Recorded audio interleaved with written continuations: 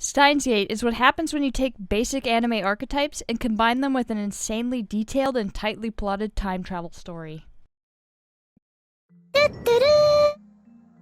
As the second game in Nitroplus and 5PB's Science Adventure series, it builds on the elements the first game, Chaos Head, contained and makes them even better. It's no exaggeration to say that almost every time I pick up a game from this company, that my expectations are topped over and over again.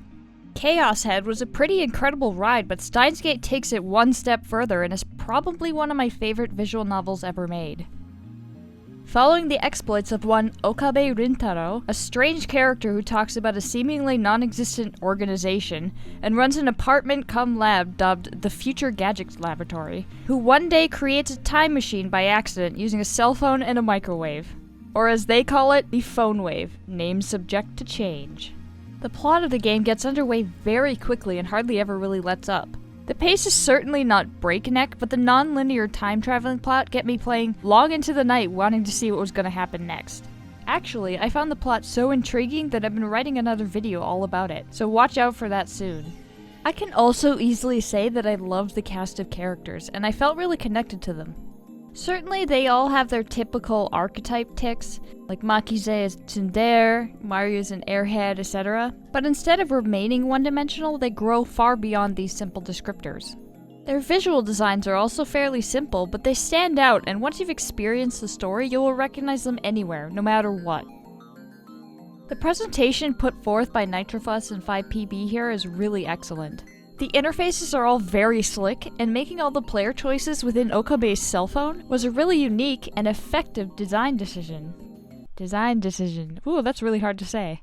For a character that's on his phone constantly, it felt really natural to be sending text messages, which will influence what ending you receive instead of suddenly being prompted like in many visual novels.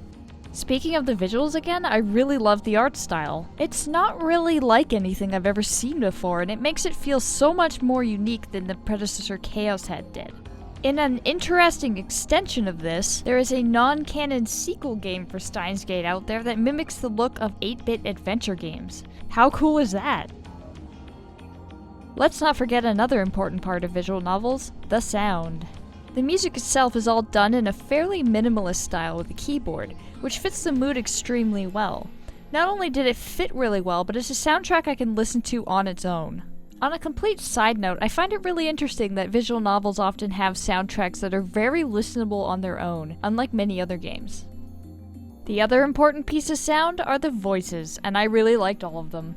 All of the characters are really well cast, and all the actors put out a pretty amazing performance. Weirdly enough, the developers thought ahead for anyone who has an aversion to, say, high-pitched Japanese girl voices, and programmed a menu option to disable any voice you want. It's really unusual to be able to turn specific voices on and off, but hey, there you go.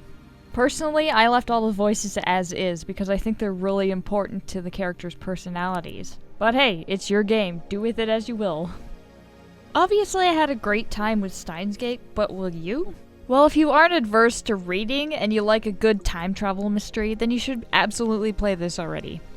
Actually no, you know what? Scratch that. Don't be a puss and read this. It's absolutely worth it. Or if you absolutely must, there's an anime series as well. So there you go, you have no excuse.